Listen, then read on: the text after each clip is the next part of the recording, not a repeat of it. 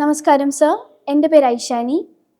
സ്വന്തം കഥ സിനിമയാക്കിയപ്പോൾ സാറിനുണ്ടായ അനുഭവം എന്തായിരുന്നു? പ്രണയോപനിഷത്ത് എന്ന കഥയായിരിക്കും ഉദ്ദേശിച്ചത് അല്ലേ? പ്രണയോപനിഷത്ത് മുന്തിരി വള്ളികൾ തളിർക്കുമ്പോൾ എന്ന ഒരു സിനിമയാക്കി മാറ്റുന്നത്. അപ്പോൾ ഈ സ്വന്തം കഥയും സിനിമയും രണ്ടും രണ്ടാണ് മോളെ. കാരണം സിനിമ എന്ന് പറഞ്ഞു കഴിഞ്ഞാൽ അതിൽ പ്രധാനം വിഷ്വൽസ്, പിന്നെ സൗണ്ട് അല്ലേ, ശബ്ദം. ഈ രണ്ട് മീഡിയയാണ് സിനിമ പ്രധാനമായിട്ട് ആശ്രയിക്കുന്നത്. പക്ഷേ കഥയിൽ നമ്മൾ ആശ്രയിക്കും. ഇപ്പം എൻ്റെ ഒരു മനോവിചാരത്തിൽ, ഇപ്പം ചോരശാസ്ത്രം എന്ന നോവൽ ഒരുപാട് മനോവിചാരങ്ങളും താത്വിക വിചാരങ്ങളും ഉണ്ടാകുന്നു തോന്നുന്നു. സിനിമയിൽ അതേപോലെ ആവിഷ്കരിക്കാനായിട്ട് പറ്റുകയില്ല. അപ്പം പ്രണയോപനിഷത്ത് എന്നുള്ള കഥയിൽ അതിനകത്തൊരു പ്രണയത്തിൻ്റെ ഒരു വലിയ ദാർശനികതയുണ്ട്, വലിയൊരു ദാർശനികതയുണ്ട്. അതിനെ അതേപടി ഒപ്പിയെടുക്കാനോ അത് സിനിമയിൽ കൊണ്ടുവരാനോ അവരൊരു പക്ഷേ ആ തിരക്കഥാകൃത്ത് അവർ വിചാരിച്ചിരിക്കണമെന്നില്ല. അപ്പോൾ എനിക്ക് അതിനുള്ള സ്വാതന്ത്ര്യം അവിടെ വളരെ കുറവാണ്. ഞാൻ തന്നെ എഴുതുകയാണെങ്കിൽ, അല്ലെ ഞാൻ തന്നെ എന്നെ ചിത്രീകരിക്കാൻ ശ്രമിക്കുന്നത് പോലെ ആയിരിക്കണമെന്നില്ല. അത് വരുമ്പോൾ തീർച്ചയായിട്ടും വളരെ വ്യത്യസ്തമായിരിക്കും. ഇനി ഈ പ്രത്യേക സിനിമയുടെ കാര്യം പറയുകയാണെങ്കിൽ, എന്നോട് ഒരു സുഹൃത്ത് ഒരിക്കൽ പറഞ്ഞു, ജെയിംസിൻ്റെ പ്രണയോപനിഷത്ത് എന്നുള്ള കഥ ഇപ്പോഴും ഒരു അനാഘ്രാത കുസുമം പോലെ അവിടെ നിലനിൽക്കുന്നുണ്ട്, വേണമെങ്കിൽ അതിൽ നിന്ന് ഇപ്പോഴും ഒരു ഫ്രഷ് ആയിട്ടുള്ള പുതിയ സിനിമ ഉണ്ടാക്കാമെന്നാണ് പറയുന്നത്. അപ്പോൾ രണ്ടും രണ്ടായിരിക്കും, ഒരിക്കലും അതിന് പൂർണ്ണത കാണത്തില്ല. നമ്മൾ രണ്ട് അതുപോലെ തന്നെ ഇരിക്കണമെന്ന് ആഗ്രഹിക്കുന്നതിലും കാര്യമില്ല. നമ്മൾ എഴുതാൻ എൻ്റെ അക്യൂസം എന്ന് ഒരു അഭിമുഖത്തിൽ പറഞ്ഞിരുന്നല്ലോ, അങ്ങ് വ്യക്തമാക്കാമോ? നല്ലൊരു ചോദ്യമാണ് കേട്ടോ. അത് വളരെ നമ്മൾ സൂക്ഷിച്ച് മറുപടി പറയേണ്ട ഒരു ചോദ്യമാണ്. കാരണം എഴുത്തുകാർ ആക്ടിവിസ്റ്റ് ആകണോ എന്ന് ഉള്ളൊരു ചോദ്യത്തിന് മറുപടിയായിട്ടാണ് ഞാനിത് പറഞ്ഞത്. നിർബന്ധമില്ല, എഴുത്തുകാരൻ ആക്ടിവിസ്റ്റ് ആകുന്നതിൽ ഒരു തെറ്റുമില്ല. എഴുത്തും ആക്ടിവിസവും ഒന്നിച്ച് കൊണ്ടുപോകുന്നവരും ഒക്കെ ഉണ്ടാകും. പക്ഷെ നമ്മൾ ഈ പ്രപഞ്ചത്തിലൊന്ന് നോക്കുകയാണെങ്കിൽ, ഇപ്പം ജലത്തിനെ ഖരമായിട്ട് നമുക്ക് കാണാം അല്ലേ? ഐസ് എന്ന് പറഞ്ഞാൽ ഖരമായിരിക്കും, ദ്രാവകം, അത് ചൂടാക്കി കഴിഞ്ഞാൽ ബാഷ്പമായിട്ട് മാറും. അപ്പോൾ ഈ മൂന്ന് സ്റ്റേറ്റിലും ഇതിന് സ്ഥിതി ചെയ്യുക. ഈ മൂന്നും കൂടെ ചേർന്ന് ഇതിൻ്റെ പല പല കോമ്പിനേഷൻ സ്റ്റേജിലും ഇത് നിലനിൽക്കും, H2O എന്ന് പറയുന്നത്. അപ്പോൾ അതുപോലെ എഴുത്തുകാരന് വേണമെങ്കിൽ ഈ അങ്ങോട്ടും ഇങ്ങോട്ടും ഒക്കെ ഭാവം മാറാവുന്നേ ഉള്ളൂ. അപ്പോൾ ഞാൻ അടിസ്ഥാനപരമായിട്ട് ഒരു എഴുത്തുകാരൻ മാത്രമല്ല, ഞാനൊരു എഞ്ചിനീയറാണ്, അതേസമയത്ത് ഒരു സെൻട്രൽ ഗവൺമെൻറ്റിലെ ഒരു എഞ്ചിനീയറാണ്. അപ്പോൾ അങ്ങനെയുള്ള നമുക്ക് അതിൻ്റേതായ കുറേ ഡിസിപ്ലിൻസും കൂടി വേണ്ടി വരുന്ന ഒരു എഞ്ചിനീയറായിട്ടാണ് ഞാൻ ഔദ്യോഗിക കാലം കഴിച്ചത്. എന്നാൽ അങ്ങനത്തെ ഡിസിപ്ലിൻ ഒന്നും ആവശ്യമില്ലാത്തവർക്ക് ഏത് ആക്ടിവിസത്തിലും വേണമെങ്കിൽ പ്രവർത്തിക്കാവുന്നവരും ഉണ്ടായിരുന്നിരിക്കാം. അവരങ്ങനെ പ്രവർത്തിച്ചിട്ടുണ്ട്. പക്ഷേ ഞാൻ കരുതുന്നത് ഇപ്പോൾ ഈ ആക്ടിവിസം എന്ന് പറഞ്ഞാൽ എന്താണ്? നമ്മുടെ ഈ സമൂഹത്തിലുള്ള ഏതെങ്കിലും പ്രശ്നങ്ങൾക്ക് വേണ്ടി അതിൻ്റെ കൂടെ നിൽക്കുക അല്ലേ? അപ്പോൾ ഈ ആക്ടിവിസത്തിന് ഒരു പ്രത്യേകതയുണ്ട്. ചിലർക്ക് ചില പ്രത്യേക ഫാക്ഷന് ചേർന്ന് നിന്നുകൊണ്ട്, ഞാൻ ABC, ചിലപ്പോൾ അത് രാഷ്ട്രീയമാകാം, അല്ലെങ്കിൽ മതപരമാകാം, ഒരു പ്രത്യേക ഭാഗത്ത് നിന്നുകൊണ്ട് അതിന് അനുകൂലമായ കാര്യങ്ങൾക്ക് വേണ്ടി മാത്രം ശബ്ദിക്കുകയും മറ്റു കാര്യങ്ങളുടെ പേരിൽ ഒരു നിശബ്ദത പാലിക്കും, സൗകര്യപൂർവ്വമുള്ള ഒരു മൗനം മറ്റു കാര്യങ്ങളിൽ പാലിക്കും. ശരിക്കും ആക്ടിവിസം എന്ന് പറഞ്ഞാൽ ഏത് കാര്യത്തിനും സ്വതന്ത്രമായിട്ട് ഇടപെടാനും അഭിപ്രായം പറയാനും പറ്റുന്ന ഒരു സ്വാതന്ത്ര്യമായിരിക്കണം ആക്ടിവിസം. അല്ലാതെ ചിലതിന് മാത്രം ഇടപെടുകയും ചിലതിന് ഇടപെടാതെ ഇരിക്കുകയും ചെയ്യുന്നതാണ്. പക്ഷേ ഞാൻ വിചാരിക്കുന്നത്, ഈ സമൂഹത്തിലാണ് നമ്മൾ, സമൂഹത്തിന് വേണ്ടിയാണ് നമ്മൾ ആക്ട് ചെയ്യുന്നതെങ്കിൽ യഥാർത്ഥത്തിൽ സമൂഹം എന്ന് പറഞ്ഞാൽ ആരാ? ഓരോ ഇൻഡിവിജ്വൽ വ്യക്തിയാണ്. ഈ സമൂഹത്തിലുണ്ടാകുന്ന എല്ലാ പ്രശ്നങ്ങളും ഒരു വ്യക്തിയിൽ നിന്നാണ് സ്റ്റാർട്ട് ചെയ്യുന്നത്. ഒരു വളരെ മാഡായിട്ടുള്ള ഒരു രാഷ്ട്രത്തലം ഉണ്ടാകുന്നത് അയാളുടെ ചിന്ത മുഴുവൻ തലതിരിഞ്ഞാന്ന് വിചാരിക്കുക. അയാൾ വിചാരിച്ചാൽ മതി ഈ ലോകത്തെ ഭസ്മമാക്കാൻ, ഒരൊറ്റ വ്യക്തി വിചാരിച്ചാൽ മതി. അതേസമയം ആ വ്യക്തി നല്ല വ്യക്തിയാണെങ്കിലോ ഈ ലോകത്തിന് വളരെ ഗുണങ്ങളും ഉണ്ടാകും.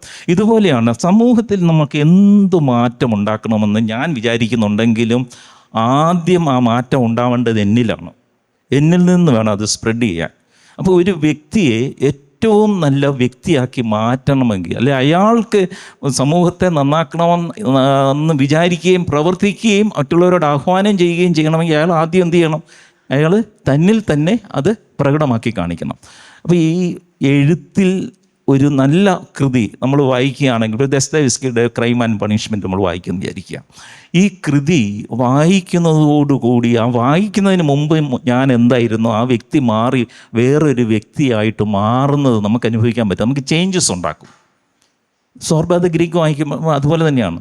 ഒരു ക്ലാസിക് നല്ല കൃതി ഒരു വ്യക്തിയെ ആന്തരികമായ ഒരു പ്രക്ഷാളനം നടത്തി വ്യക്തിയെ മാറ്റിമറിച്ച് വേറൊരു വ്യക്തിയാക്കി മാറ്റുന്നു. യഥാർത്ഥത്തിൽ അതല്ലേ ഏറ്റവും നല്ല ആക്ടിവിസം.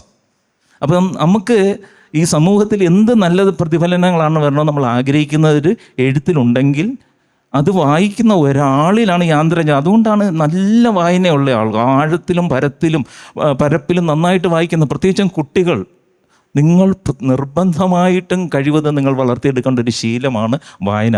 വായന നിങ്ങളെ മാറ്റിമറിയും, പുതിയ പുതിയ പുതിയ ഹൈറ്റ്സിലേക്ക് നിങ്ങളറിയാതെ നിങ്ങളെ കൊണ്ടുപോകും.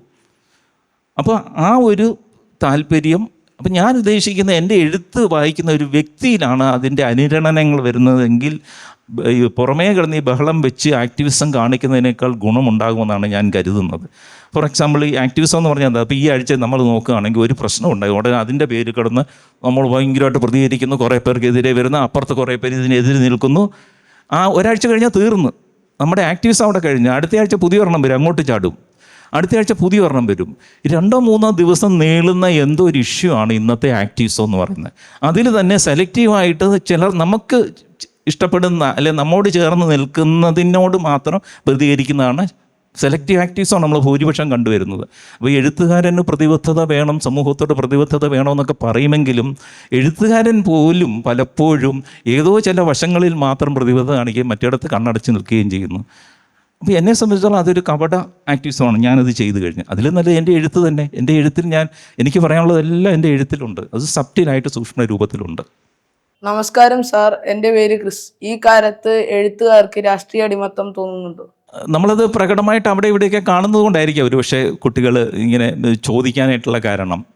അടിമത്വം നിങ്ങൾ തന്നെ കണ്ടെത്തേണ്ട ഒരു ഉത്തരമാണ്. ഞാനത് ഒരു എഴുത്തുകാരൻ എന്ന നിലയിൽ അത് എങ്ങനെ പറയുമെന്നുള്ളതിനെക്കുറിച്ച് എനിക്ക് സംശയമുണ്ട്.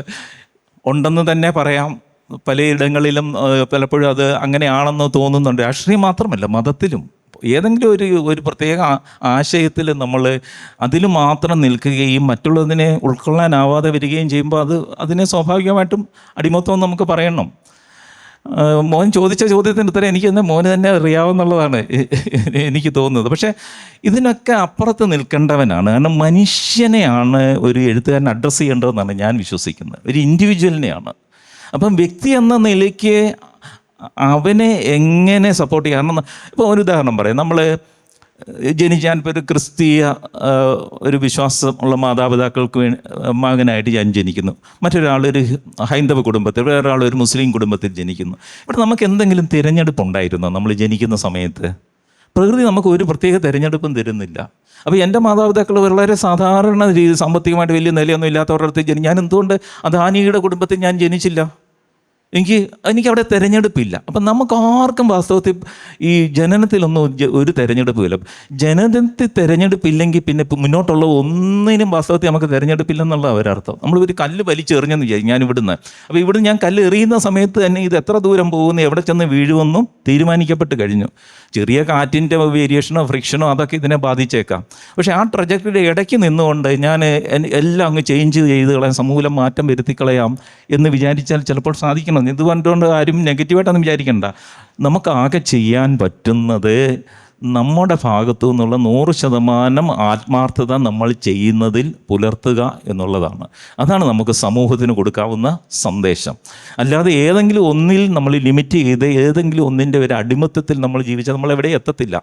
ഈ ഫ്രിക്ഷൻ നമ്മുടെ ജീവിതത്തിലും മറ്റുള്ളവരുടെ ജീവിതത്തിലും ഫ്രിക്ഷനായിട്ട് കൊണ്ട് നടക്കാം. നമസ്കാരം സർ, എൻ്റെ പേര് അതിഥി രാജ് മംഗലാർ. നിരീശ്വരൻ എന്ന പുസ്തകത്തിൽ സാറിന് എന്തെങ്കിലും മാറ്റി എഴുതണം എന്ന് തോന്നിയിട്ടുണ്ടോ? അല്ല, അങ്ങനെ മാറ്റി എഴുതണമെന്ന് തോന്നിയിട്ടില്ല. കാരണം നിരീശ്വരൻ എന്ന നോവലിലേക്ക് ഞാൻ എത്തുന്നത് തന്നെ നമുക്കറിയാമല്ലോ. അപ്പം നിങ്ങളിപ്പോൾ എൻ്റെ പുറപ്പാടിൻ്റെ പുസ്തകം മുതലുള്ള ഓരോ കൃതിയും വായിച്ച് നോക്കുകയാണെങ്കിൽ, അപ്പം പുറപ്പാടിൻ്റെ പുസ്തകത്തിൽ ഞാനൊരു ദാർശനികമായ സഞ്ചാരം തുടങ്ങുകയാണെന്ന് വിചാരിക്കുക. അപ്പോൾ ഓരോ കാലഘട്ടത്തിലും നമുക്ക് ലോകത്തെക്കുറിച്ചും നമ്മുടെ ജീവിതത്തെക്കുറിച്ചും ജനനത്തെക്കുറിച്ചും ഞാൻ നേരത്തെ പറഞ്ഞതുപോലെ നമ്മുടെ കാഴ്ചപ്പാടുകൾ കൂടുതൽ വികസിച്ചു കൊണ്ടിരിക്കും. അപ്പോൾ ഇതിൻ്റെ ഒരു ഘട്ടമാണ് വാസ്തവത്തിൽ നിരീശ്വരൻ എന്ന് പറയുന്നത്. ഇന്ന് എഴുതുകയാണെങ്കിൽ എനിക്ക് അതിൻ്റെ അകത്ത് പ്രത്യേകിച്ച് ഒന്നും മാറ്റാൻ തോന്നുന്നില്ല. കാരണം അത് സംഭവിച്ചു കഴിഞ്ഞതാണ്. ഞാൻ ഒരു യാത്രയിൽ നിന്ന് തിരിച്ചു പോയിട്ട് ടൈം ട്രാവൽ നടത്തിയിട്ട് അവിടെ ഇങ്ങനെ കറക്ഷൻ നടത്തേണ്ട കാര്യമില്ല. പക്ഷേ അതൊക്കെ സാധിക്കും കേട്ടോ. നിങ്ങൾക്ക് അറിയാമായിരിക്കും, നിങ്ങൾ പുതിയ 11 ഡയമെൻഷൻസിനെ കുറിച്ചുള്ള ഹൈപ്പോത്തസിസ് ഒക്കെ ഇപ്പം വന്നു കഴിഞ്ഞിട്ടുണ്ട്. ഒരു 3 ഡയമെൻഷൻ കഴിഞ്ഞ് 4th ഡയമെൻഷൻ 5th ഡയമെൻഷനിലൊക്കെ ആകുമ്പോഴത്തേക്ക് നിങ്ങൾക്ക് ബാക്കിലേക്ക് കടന്നു ചെന്നിട്ട്, ഇപ്പം ഞാനിപ്പോൾ ഒരു എഞ്ചിനീയറാണ്. അപ്പം ഈ വേറൊരു ഡയമെൻഷൻ 5ാമത്തെ 6ാമത്തെ ഡയമെൻഷനിൽ ചെന്ന് എനിക്ക് കയറാൻ പറ്റിക്കഴിഞ്ഞാൽ എനിക്ക് തിരിച്ച് ടൈമിൽ ചെന്നിട്ട് എഞ്ചിനീയറെ മാറ്റിയിട്ട് എനിക്ക് വേറെ ഒന്നാക്കി മാറ്റിയിട്ട് എനിക്ക് ചേഞ്ച് ചെയ്യാനായിട്ട് പറ്റുമെന്നാണ് പുതിയ ഹൈപ്പോത്തസിസ് ഇത് വരുന്നത്. അപ്പോൾ അങ്ങനെയൊന്നും തൽക്കാലം നമ്മൾ ഈ 3 ഡയമെൻഷനിൽ കിടക്കുന്ന ലോകത്തെ തിരിച്ച് ചെന്നിട്ട് നിരീക്ഷണം എനിക്ക് എന്തായാലും മാറ്റി എഴുതാൻ പറ്റില്ല, മാറ്റി എഴുതാനായിട്ടൊന്നും തോന്നുന്നില്ല. വാസ്തവത്തിൽ സത്യമാണത്. എഴുത്തുകാർ സമൂഹവുമായി ഏറ്റുമുട്ടലിലൂടെയാണോ പോകുന്നത്? നമ്മൾ സമൂഹം എന്ന് പറഞ്ഞാൽ അതെ ഇൻഡിവിജ്വലാണെന്ന് നേരത്തെ പറഞ്ഞല്ലോ. നമ്മൾ സമൂഹം എന്ന് പറഞ്ഞ ഒരു സാധനം എവിടെയെങ്കിലും ഉണ്ടോ, കണ്ടിട്ടുണ്ടോ? ഇല്ല. വാസ്തവത്തിൽ സമൂഹം എന്ന് പറഞ്ഞ ഒന്നും ഇല്ല. നമ്മൾ പറയും, ഇപ്പം ഞാൻ പറയും ഇനി വരാനിരിക്കുന്ന തലമുറയ്ക്ക് വേണ്ടി ഞാൻ എന്തോ ചെയ്യുന്ന, ഈ തലമുറ ആരാ? അപ്പം അതായത് ഇനി വരാനിരിക്കുന്ന തലമുറയ്ക്ക് ഇപ്പോൾ കുറച്ച് പേര് മരിച്ചാലും സാരമില്ല നമ്മൾ പറയുകയെന്ന് വിചാരിക്കുക. ഒരാൾ, പലരും അങ്ങനെയായിരിക്കും, പല ഇതിനെ വളർത്തിക്കൊണ്ട് വരും. ഇപ്പോൾ കുറച്ച് പേരെ ഞങ്ങൾ ചത്താലും സാരമില്ല, വരാനിരിക്കുന്നവർക്ക് വേണ്ടിയാണെന്ന് പറഞ്ഞു. ഈ വരാനിരിക്കുന്നവർ അവർ ഓരോരോ ഇൻഡിവിജ്വലാണ് അല്ലേ, ഓരോരോ വ്യക്തികളാണ്. ഈ വ്യക്തികളെയാണ് നമ്മൾ ആത്യന്തികമായിട്ട് ഇപ്പോൾ സമൂഹത്തിന് ഗുണം ചെയ്യുമെന്ന് പറഞ്ഞാൽ ഞാൻ എന്തായാലും എന്തെങ്കിലും കോംപ്രമൈസ് ചെയ്ത് പട്ടിണി കിടക്കത്തൊന്നുമില്ല. നിങ്ങൾ ആരെങ്കിലും കിടക്കുമോ? സമൂഹത്തിൻ്റെ ഗുണത്തിന് വേണ്ടി നിങ്ങളെല്ലാവരും ഒരു ദിവസം പട്ടിണി കിടക്കാം. ഈ സമൂഹം എന്ന് പറഞ്ഞാൽ ആരാ അപ്പം? അപ്പോൾ ഇൻഡിവിജ്വലാണ് ശരിക്കും. അപ്പോൾ എനിക്ക് എൻ്റെ ഉള്ളിൽ തന്നെ ഉണ്ടാകുന്ന കോൺഫ്ലിക്ട്സിനെ, അത് വേണമെങ്കിൽ പറയാം, ആ അർത്ഥത്തിൽ വേണമെങ്കിൽ പറയാം, എൻ്റെ ഉള്ളിലുണ്ടാകുന്ന ചില കോൺഫ്ലിക്ട്സ് ആയിരിക്കും ചിലപ്പോൾ എന്നെക്കൊണ്ട് എഴുത്തിൽ ഇടപെടിക്കുന്നത്. ഒരിക്കലും സമൂഹത്തിനെതിരല്ല, പക്ഷെ സമൂഹത്തിൽ കാണുന്ന അല്ലെങ്കിൽ നമ്മൾ ഇങ്ങനെയല്ല വേണ്ടത്, മറ്റൊരു രീതിയിലേക്ക് അത് മാറണമെന്ന് ആഗ്രഹിക്കുന്ന വിധത്തിൽ നമ്മളതിനെ തീർച്ചയായിട്ടും ചിത്രീകരിക്കും.